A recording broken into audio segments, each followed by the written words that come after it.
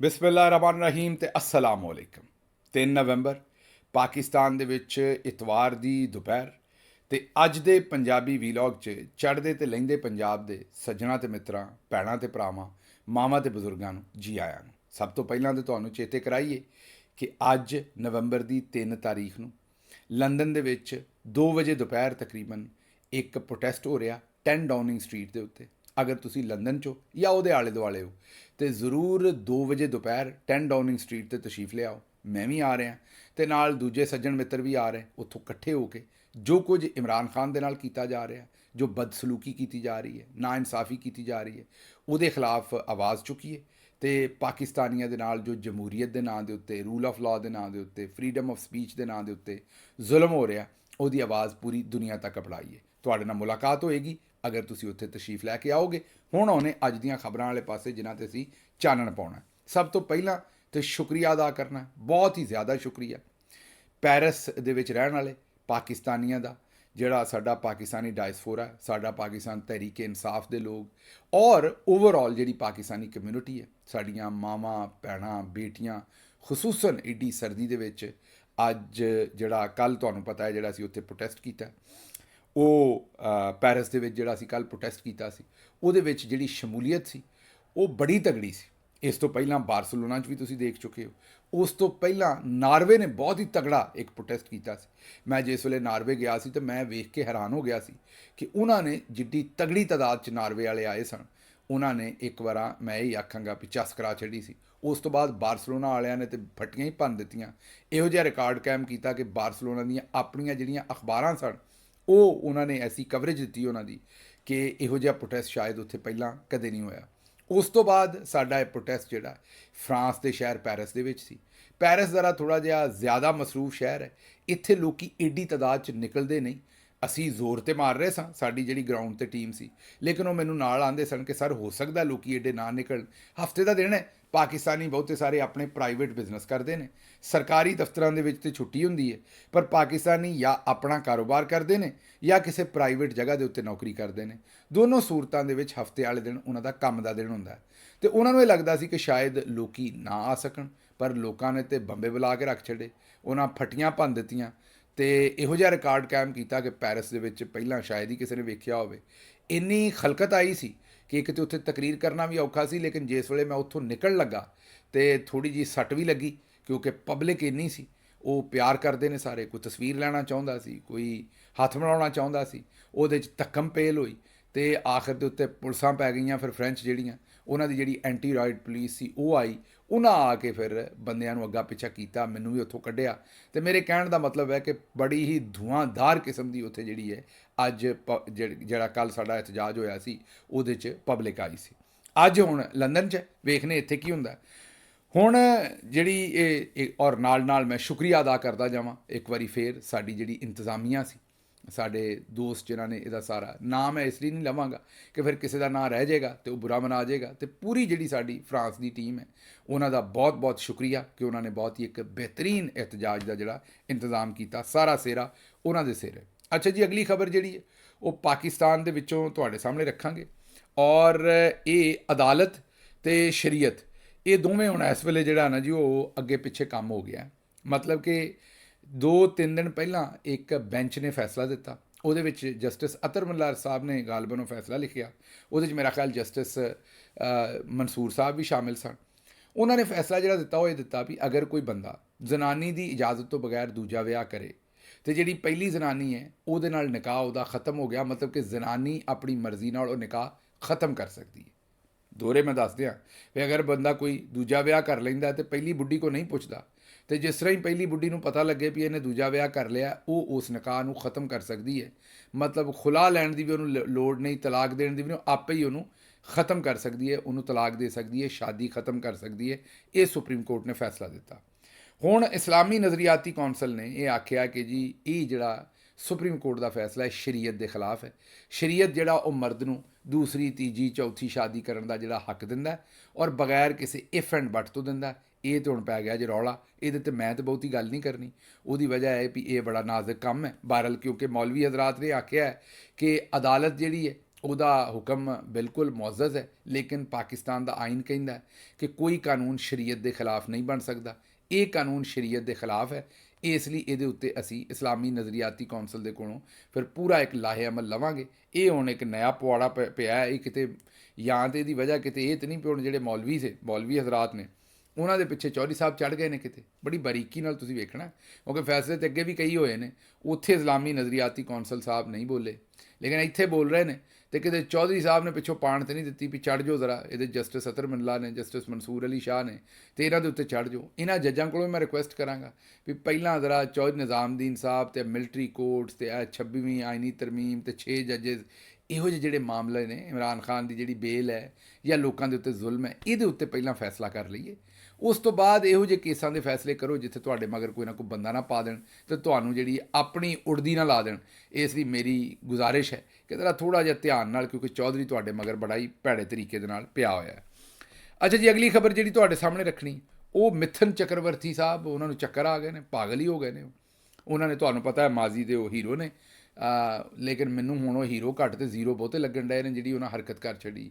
ਉਹਨਾਂ ਇੱਕ ਤਕਰੀਰ ਕੀਤੀ ਹੈ, ਸਿਆਸਤਦਾਨ ਬਣੇ ਨੇ ਅੱਜ ਕੱਲ੍ਹ, ਭਾਰਤੀ ਜਨਤਾ ਪਾਰਟੀ, ਮੋਦੀ ਸਾਹਿਬ ਦੀ ਜਿਹੜੀ ਪਾਰਟੀ ਹੈ ਉਹਦੇ 'ਚੋਂ ਸ਼ਾਮਲ ਹੋਏ ਨੇ। ਉਹਨਾਂ ਐਡੀ ਕੋਈ ਗਲੀਜ਼ ਤਕਰੀਰ ਕਰ ਛੱਡੀ। ਉਹਨਾਂ ਆਖਿਆ ਵੀ ਅਸੀਂ ਮੁਸਲਮਾਨਾਂ ਨੂੰ ਵੱਢ ਕੇ ਤੇ ਉਹਨਾਂ ਦੀ ਜ਼ਮੀਨ ਸੁੱਟ ਦਿਆਂਗੇ, ਤੇ ਅਸੀਂ ਇਹ ਕਰ ਦਿਆਂਗੇ, ਤੇ ਅਸੀਂ ਇਹ ਕਰ ਦਿਆਂਗੇ। ਮਤਲਬ ਸਿਆਸਤ ਦੇ ਵਿੱਚ ਇਹੋ ਜਿਹੀ ਘਟੀਆ ਕਿਸਮ ਦੀ ਤਕਰੀਰ ਜਾਂ ਇਹੋ ਜਿਹੀ ਵਾਇਲੈਂਸ 'ਤੇ ਮਬਨੀ ਜਿਹੜੀ ਤਕਰੀਰ ਹੈ ਉਹ ਅਸੀਂ ਪਹਿਲਾਂ ਨਹੀਂ ਸੁਣੀ, ਲੇਕਿਨ ਮਿਥਨ ਚੱਕਰਵਰਤੀ ਸਾਹਿਬ ਨੇ ਕਰ ਦਿੱਤੀ ਹੈ।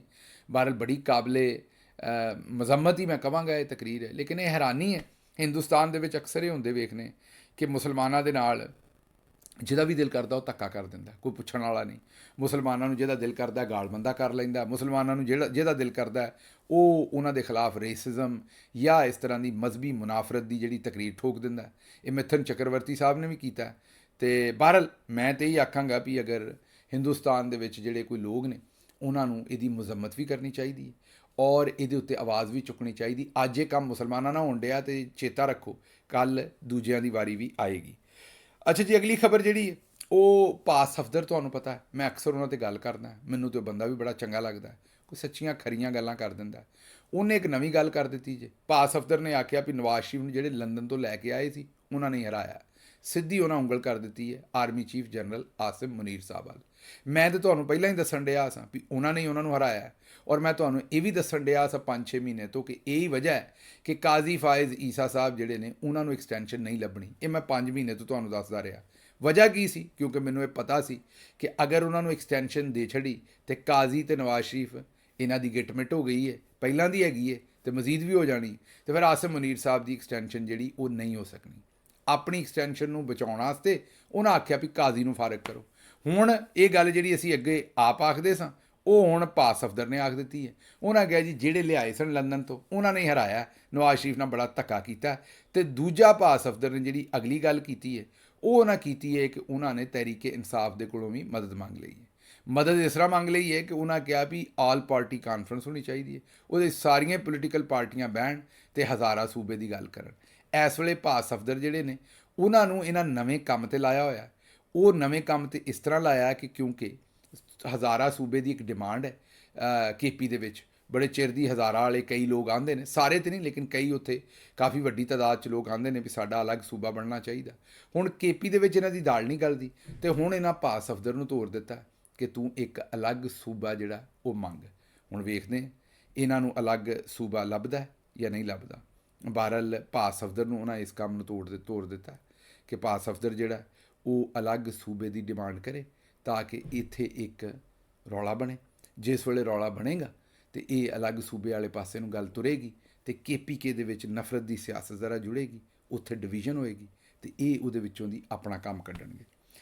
ਅੱਛਾ ਜੀ, ਅਗਲੀ ਖਬਰ ਜਿਹੜੀ ਹੈ ਉਹ ਤੁਹਾਡੇ ਸਾਹਮਣੇ ਦਿੰਦੇ ਨਵਾਜ਼ ਸ਼ਰੀਫ ਸਾਹਿਬ ਦੀ ਵਾਪਸ ਗੱਲ ਕਰਦੇ ਹਾਂ।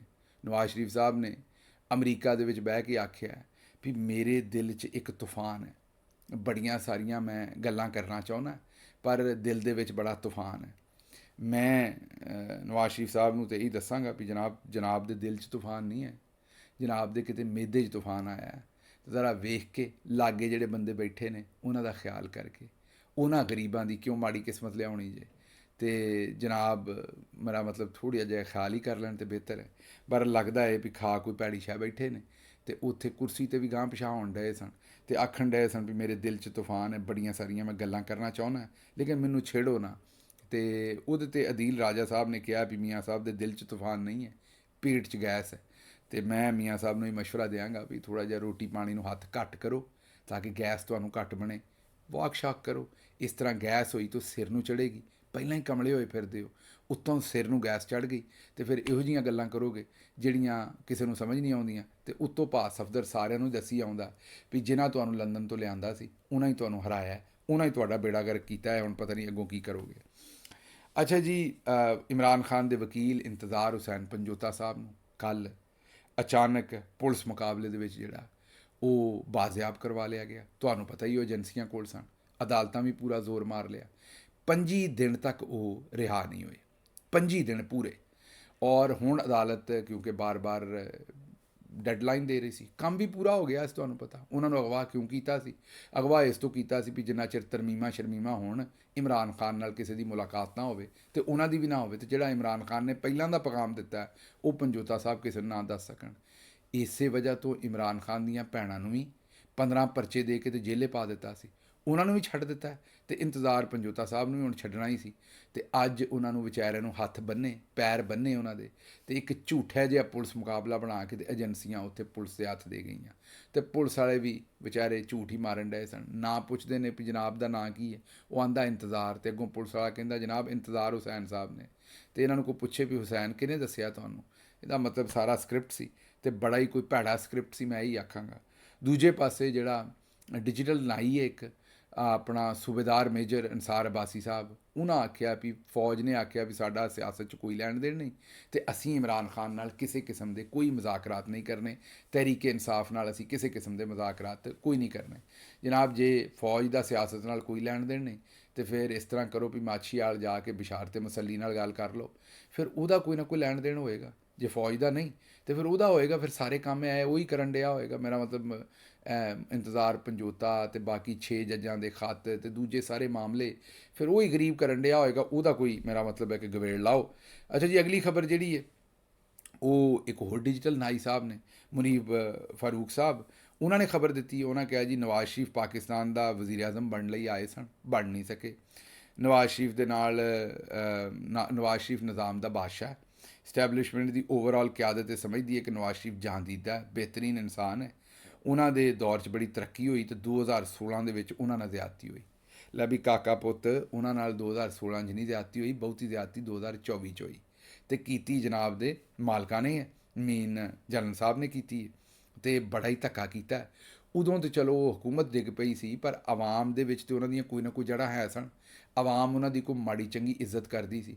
ਤੁਸੀਂ ਉਹਨਾਂ ਨੂੰ ਜਿਹੜਾ ਫੱਟ ਲਾਇਆ ਉਹਦੇ ਵਿੱਚ ਨਾ ਤੇ ਮਾਨਸੇਰੇ ਤੋਂ ਜਿੱਤ ਸਕੇ ਨੇ ਤੇ ਨਾ ਲਾਹੌਰੋਂ, ਤੇ ਨਾ ਉਹਨਾਂ ਦੀ ਕੋਈ ਇੱਜ਼ਤ ਰਹੀ ਹੈ। ਹੁਣ ਥਾਂ ਥਾਂ ਦੱਸਦੇ ਫਿਰਦੇ ਨੇ ਵੀ ਮੇਰੇ ਦਿਲ ਦੇ ਵਿੱਚ ਇੱਕ ਉਬਾਲ ਹੈ, ਹਾਲਾਂਕਿ ਉਬਾਲ ਦਿਲ 'ਚ ਨਹੀਂ, ਉਸ ਤੋਂ ਕੋਈ ਥੋੜ੍ਹੇ ਜਿਹੇ ਅੱਧਾ ਕੁ ਫੁੱਟ ਥੱਲੇ ਮੇਦੇ 'ਚ ਆਇਆ ਹੋਇਆ, ਔਰ ਉਹ ਵੀ ਇਸ ਤੋਂ ਆਇਆ ਵੀ ਨਿਜ਼ਾਮ ਵੀ ਖਰਾਬ ਹੋਇਆ ਹੋਇਆ, ਜਿੰਨੀ ਤੁਸੀਂ ਧੂੜ ਪੁੱਟ ਦਿੱਤੀ ਹੈ ਤੇ ਬਿਜ਼ਤ ਕਰਾਤਾ ਮੀਆਂ ਸਾਹਿਬ ਨੂੰ। ਤੇ ਹੁਣ ਇਹ ਆਂਦੇ ਨੇ ਵੀ ਅਸੀਂ ਉਹਨਾਂ ਦੀ ਬੜੀ ਕਦਰ ਕਰਦੇ ਹਾਂ। ਇਹ ਉਹਨਾਂ ਨੂੰ ਇੱਕ ਸੀਟ ਹੀ ਜਿਤਾ ਦੇਣੀ ਸੀ, ਐਡਾ ਕਦਰ ਕਰਦਾ ਸੀ ਅਗਰ ਨਿਜ਼ਾਮ। ਤੇ ਫਾਰਮ 47 ਵੀ ਉਹਨਾਂ ਦਾ ਤੇ ਭੈੜਾ ਜਿਹਾ ਹੀ ਭਰਿਆ ਤੁਸੀਂ। ਚਲੋ ਬਾਹਰ। ਅੱਛਾ ਜੀ, ਅੱਗੋਂ ਇਸਾਕ ਡਾਰ ਸਾਹਿਬ ਨੇ ਜਿਹੜਾ ਚੀਨੀ ਸਫੀਰ ਦੇ ਬੈਠਿਆਂ ਚਵਲ ਮਾਰੀ, ਉਹ ਖਬਰ ਤੁਹਾਨੂੰ ਦੇਣੀ ਹੈ। ਚੀਨੀ ਸਫੀਰ ਮੌਜੂਦ ਸੀ ਇੱਕ ਈਵੈਂਟ ਦੇ ਵਿੱਚ, ਉੱਥੇ ਇਸਾਕ ਡਾਰ ਸਾਹਿਬ ਨੇ ਕਿਹਾ ਵੀ ਜਿਸ ਵੇਲੇ ਜਿਹੜੀ ਚੀਨੀ ਸਦਰ ਦੀ ਮੁਲਾਕਾਤ ਹੋਈ ਸ਼ਹਬਾਜ਼ ਸ਼ਰੀਫ ਨਾਲ, ਤੇ ਉਹਨਾਂ ਨੇ ਆਖਿਆ ਕਿ ਜਿੱਥੇ ਵੀ ਸਾਡਾ ਕੋਈ ਬੰਦਾ ਮਰ ਜਾਏ ਜਾਂ ਉਹਦੀ ਸਿਕਿਉਰਿਟੀ ਕੰਪਰੋਮਾਈਜ਼ ਹੋ ਜਾਏ ਤੇ ਉੱਥੇ ਅਸੀਂ ਫਿਰ ਡਿਵੈਲਪਮੈਂਟ ਦੇ ਕੰਮ ਨਹੀਂ ਕਰਦੇ, ਆਪਣੇ ਪ੍ਰੋਜੈਕਟ ਰੋਕ ਦਿੰਦੇ ਹਾਂ, ਕਿਉਂਕਿ ਚੀਨੀਆਂ ਦੀ ਜਿਹੜੀ ਪ੍ਰੋਟੈਕਸ਼ਨ ਹੈ ਉਹ ਸਾਡੇ ਵਾਸਤੇ ਸਭ ਤੋਂ ਜ਼ਿਆਦਾ ਜ਼ਰੂਰੀ ਹੈ। ਲੇਕਿਨ ਇਸਾਕ ਡਾਰ ਸਾਹਿਬ ਨੇ ਫੂੰਡ ਮਾਰੀ, ਤੇ ਤੁਹਾਨੂੰ ਪਤਾ ਰੰਗਬਾਜ਼ ਹੈ, ਫੂੰਡੀ ਹੈ, ਫੂੰਡ ਮਾਰੀ। ਲੇਕਿਨ ਪਾਕਿਸਤਾਨ ਨੂੰ ਐਕਸੈਪਸ਼ਨ ਹੈ, ਪਾਕਿਸਤਾਨ ਦੇ ਵਿੱਚ ਇੰਜ ਨਹੀਂ ਹੈਗਾ। ਪਾਕਿਸਤਾਨ ਦੇ ਵਿੱਚ ਅਸੀਂ ਜਨਾਬ ਨੁਕਸਾਨ ਵੀ ਹੋਵੇ ਤਾਂ ਸਾਡੇ ਲੋਕ ਇੱਥੇ ਕੰਮ ਕਰਦੇ ਰਹਿਣਗੇ। ਹਾਲਾਂਕਿ ਚੀਨੀ ਸਫੀਰ ਨੇ ਕੋਈ ਤਕਰੀਰ ਨਹੀਂ ਸੀ ਕਰਨੀ, ਉਹਨੇ ਵੇਖਿਆ ਵੀ ਇਹ ਤਾਂ ਬੜਾ ਵੱਡਾ ਕੰਮ ਪਾ ਦਿੱਤਾ। ਅਗਰ ਹੁਣ ਚੀਨੀ ਸਫੀਰ ਚੁੱਪ ਰਹਿ ਗਿਆ, ਹੋ ਸਕਦਾ ਇਹ ਗੱਲ ਉਹਨਾਂ ਨੇ ਅੰਦਰ ਖਾਤੇ ਕੀਤੀ ਹੋਵੇ ਜਾਂ ਹੋ ਸਕਦਾ ਨਾ ਕੀਤੀ ਹੋਵੇ ਸਦਰ ਸਾਹਿਬ ਨੇ ਸ਼ਹਬਾਜ਼ ਸ਼ਰੀਫ ਨਾਲ, ਪਰ ਇਹ ਪਬਲਿਕਲੀ ਤਾਂ ਨਹੀਂ ਤੁਸੀਂ ਕਹਿ ਸਕਦੇ ਨਾ ਵੀ ਚੀਨ ਵਾਲਿਆਂ ਦੇ ਬੰਦੇ ਜਿੰਨੇ ਮਰਜ਼ੀ ਇੱਥੇ ਮਰ ਜਾਣ ਉਹਨਾਂ ਫਿਰ ਵੀ ਕੰਮ ਕਰਦੇ ਰਹਿਣਾ। ਚੀਨੀ ਸਫੀਰ ਨੇ ਕਿਹਾ ਜਨਾਬ ਮੈਂ ਵੀ ਕੋਈ ਗੱਲ ਕਰਨਾ ਚਾਹੁੰਦਾ। ਉਹ ਆਏ ਤੇ ਉਹਨਾਂ ਆਖਿਆ ਜੀ ਐਸੀ ਕੋਈ ਗੱਲ ਨਹੀਂ ਕੀਤੀ, ਇਹ ਬਿਲਕੁਲ ਗਲਤ ਸਮਝਿਆ ਗਿਆ ਜਾਂ ਗਲਤ ਬਿਆਨੀ ਕਰ ਰਹੇ ਨੇ ਇਸਾਕ ਡਾਰ ਸਾਹਿਬ। ਦੂਜੇ ਲਫ਼ਜ਼ਾਂ 'ਚ ਉਹਨਾਂ ਆਖਿਆ ਵੀ ਚਵਲਾਂ ਮਾਰਨ ਡਿਆ, ਝੂਠ ਮਾਰਦਾ। ਅਸੀਂ ਇਹੋ ਜਿਹੀ ਕੋਈ ਗੱਲ ਨਹੀਂ ਕੀਤੀ। ਸਾਡੇ ਲੋਕਾਂ ਦੀ ਹਿਫਾਜ਼ਤ ਨਾ ਹੋਈ ਤੇ ਅਸੀਂ ਇੱਥੇ ਡਿਵੈਲਪਮੈਂਟ ਦੇ ਪ੍ਰੋਜੈਕਟ ਜਿਹੜੇ ਉਹ ਨਹੀਂ ਕਰ ਸਕਦੇ। ਇਹ ਤੇ ਚਲੋ ਜਿਹੜੀ ਬੇਇੱਜ਼ਤੀ ਹੋਣੀ ਸੀ। ਉਸ ਤੋਂ ਬਾਅਦ ਇਹਨਾਂ ਡਬਲ ਡਾਊਨ ਕੀਤਾ ਤੇ ਜਿਹੜਾ ਸਾਡਾ ਵਜ਼ਾਰਤ ਖਾਰਜਾ ਹੈ ਉਹਨਾਂ ਆਖਿਆ ਕਿ ਚੀਨ ਦੇ ਸਫੀਰ ਦੀ ਇਹ ਜਿਹੜੀ ਸਟੇਟਮੈਂਟ ਹੈ ਬੜੀ ਗੈਰ ਜ਼ਿੰਮੇਦਾਰਾਨਾ ਹੈ ਔਰ ਸਫਾਰਤੀ ਆਦਾਬ ਦੇ ਖਿਲਾਫ ਹੈ। ਮਤਲਬ ਸਾਡੇ ਕੋਲ ਇੱਕ ਚੀਨ ਹੀ ਰਹਿ ਗਿਆ ਸੀ ਜਿਹੜਾ ਉੱਥੇ ਅਕਵਾਮ ਮੁਤੱਹਦਾ 'ਚ ਵੀਟੋ ਸ਼ੀਟੋ ਕਰਕੇ ਤੇ ਹਿੰਦੁਸਤਾਨ ਤੇ ਦੂਜੇ ਮਾਮਲਿਆਂ 'ਚ ਸਾਨੂੰ ਕੋਈ ਥੋੜ੍ਹੀ ਜਿਹੀ ਸਪੇਸ ਦਿੰਦਾ ਸੀ। ਹੁਣ ਅਸੀਂ ਉੱਥੇ ਵੀ ਚਵਲਾਂ ਮਾਰਨੀਆਂ ਸ਼ੁਰੂ ਕਰ ਦਿੱਤੀਆਂ ਨੇ, ਉੱਥੇ ਵੀ ਮਾਮਲੇ ਖਰਾਬ ਕਰ ਲਏ ਨੇ। ਪਤਾ ਨਹੀਂ ਹੁਣ ਇਹ ਕਰਨਾ ਕੀ ਚਾਹੁੰਦੇ ਨੇ ਤੇ ਅਪੜਨਾ ਕਿੱਥੇ ਚਾਹੁੰਦੇ ਨੇ। ਬਹਰਹਾਲ ਇਹ ਇਸਾਕ ਡਾਰ ਸਾਹਿਬ ਨੇ ਵੀ ਜਿਹੜੇ ਕੰਮ ਨੂੰ ਹੱਥ ਪਾਇਆ ਉਹ ਮਾੜਾ ਹੀ ਕੀਤਾ ਤੇ ਗੰਦਾ ਹੀ ਕੀਤਾ। ਅੱਛਾ ਜੀ, ਅਗਲੀ ਖਬਰ ਜਿਹੜੀ ਹੈ ਉਹ ਇੱਕ ਹੋਰ ਡਿਜੀਟਲ ਨਾਈ ਦੀ ਹੈ। ਅਬਸਾਰ ਆਲਮ ਸਾਹਿਬ ਉਹਨਾਂ ਆਖਿਆ ਵੀ ਓਵਰਸੀਜ਼ ਪਾਕਿਸਤਾਨੀ ਸਾਰੇ ਹੀ ਕੈਂਸਰ ਨੇ। ਹਾਂਜੀ, ਉਹਨਾਂ ਆਖਿਆ ਵੀ ਓਵਰਸੀਜ਼ ਪਾਕਿਸਤਾਨੀ ਕੈਂਸਰ ਨੇ, ਇਹ ਉੱਥੇ ਰਹਿੰਦੇ ਨੇ ਤੇ ਤਬਾਹੀ ਪਾਕਿਸਤਾਨ ਦੀ ਕਰਦੇ ਨੇ।